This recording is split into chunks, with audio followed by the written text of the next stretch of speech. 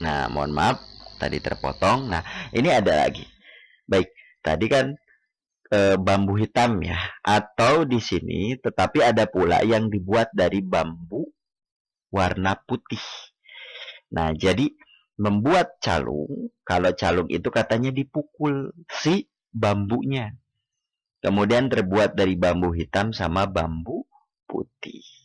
Nah, itu kira-kira teman. Itu yang disebut dengan identifikasi. Apa saja tadi mengidentifikasi alat musik Sunda. Terus kemudian apa lagi di situ? Mirip apa? Mirip mirip angklung. Nah, kalau angklung digoyangkan, kalau calung dipukulkan, tek tek tek tek tek tek tek. Nah, biasa gitu. Gitu. Itu kira-kira. Itu identifikasi. Coba diamati halaman 7 ya. Dibuka halaman 7. Ada di situ sudah udah di kotak-kotak identifikasi. Nah, itu contohnya. Bisa dibaca. Tadi kan saya sudah bacakan. Kemudian ada deskripsi. Coba diperhatikan. Deskripsi. Calung dapat dibedakan menjadi dua jenis. Nah, sudah mulai mengkerucut, sudah mulai merinci. Yaitu ada calung rantai dan calung jinjing.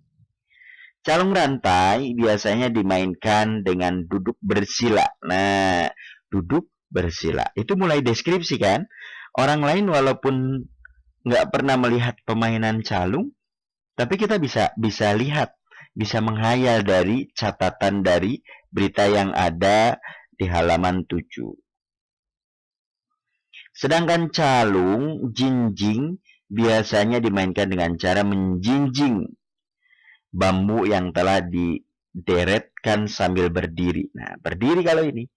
Calung rantai bilah tabungnya dideretkan dengan tali kulit waru atau lulub dari dari yang terbesar sampai yang terkecil. Nah, jadi kalau calung rantai itu dideretkan sambil duduk, kemudian berdejer gitu dari yang terbesar sampai yang terkecil. Kemudian apa lagi di sini?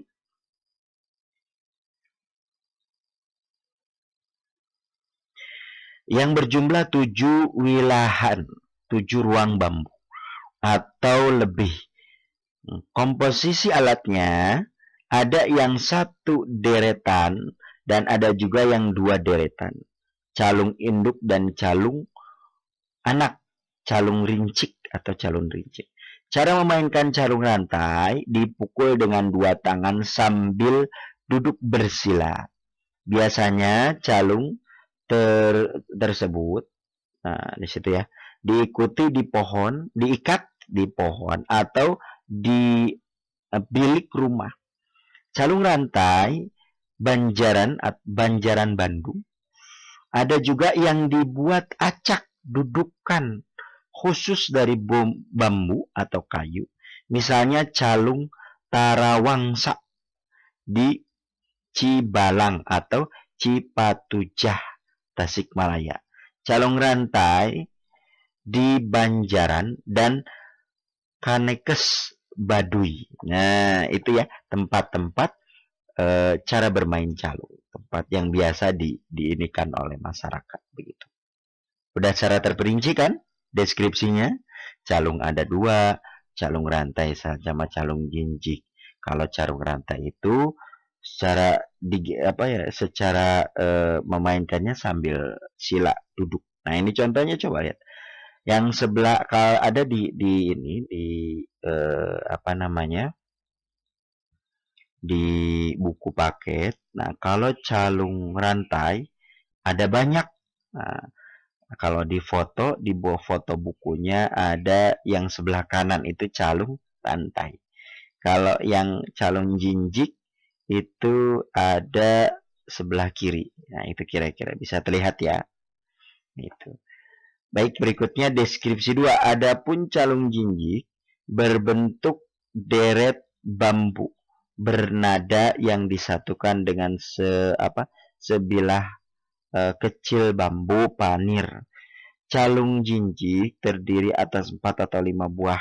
Oh, jadi cuman sedikit, nggak banyak. Nggak seperti calung rantai. Kalau rantai kan banyak.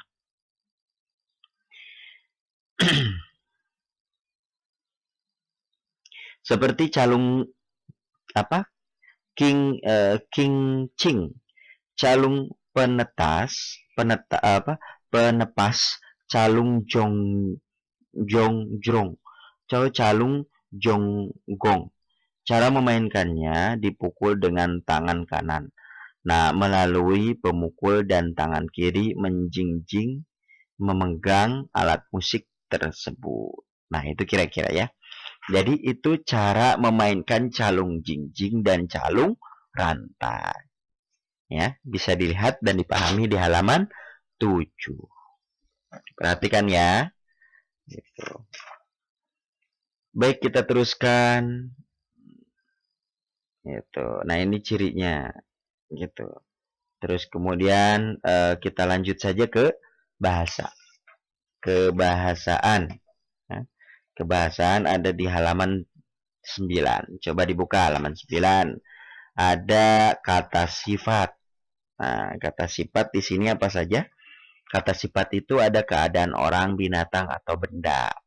Kata sifat ya. Kata sifat atau adjektif. Ada kata yang dipakai untuk mengungkap sifat atau keadaan sesuatu.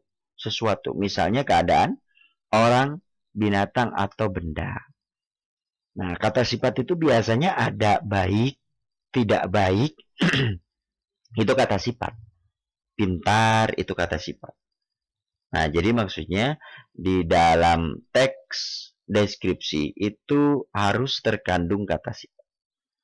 Berikutnya setelah kata sifat ada kata benda atau nomina. Calung tadi kan sudah disebutkan, itu kata benda. Kata-kata yang merujuk pada bentuk suatu benda. Bentuk benda itu berdiri dapat bersifat abstrak atau konkret. Artinya bisa diceritakan ada wujudnya seperti calung tadi. Bisa ada kalau sekolahnya punya angklung boleh dikeluarkan misalnya. Nah, itu berarti secara fisik ada. Nah, itu kira-kira. Kemudian di sini kata benda dasar adalah kata yang merujuk kepada benda. Kata benda turunan adalah berbentuk ketena proses afiksasi. Nah, itu kata benda turunan itu karena proses afiksasi. Contoh, kalau kata benda dasar, misalnya ini baca, kata benda dasar atau kata dasar ya itu. Terus kemudian kalau kata turunan biasanya ada tambahan jadi membaca. Nah, itu kira-kira. Itu kebahasaan yang harus ada. Jadi harus ada kata sifat dan harus ada kata benda. Berikutnya ada kalimat. Nah, ada kebahasaan namanya kalimat. Nah, kalimat aktif. Kalimat aktif itu apa? Kalimat yang subjeknya melakukan pekerjaan. Itu kalimat aktif. Contohnya kalimat aktif gimana? Adit sedang bermain bola di lapangan. Nah, itu ya. Nanti coba buat contoh kalimat aktif ya. Kalimat aktif 5. Nah, di sini kalimat aktif ada 2. Ada kalimat aktif transitif. Ada kalimat aktif intransitif. Kalimat aktif transitif gimana? Kalimat yang predikatnya membutuhkan objek. Contoh, saya pergi ke sekolah. Saya di situ jadi subjek. Pergi jadi predikat. Sekolah berarti jadi objek atau tujuan yang akan dilakukan. Nah, itu buat ya. Contoh kata kerja aktif, kalimat aktif transitif dan kalimat aktif intransitif. Sama-sama 5. Nah, di sini kalimat aktif intransitif ada kalimat aktif yang berpredikatnya tidak memerlukan objek. Artinya intransitif nggak perlu objek. Contoh, istana mainan berdiri megah. Boleh. Atau nggak misalnya, Tono menyanyi Nah,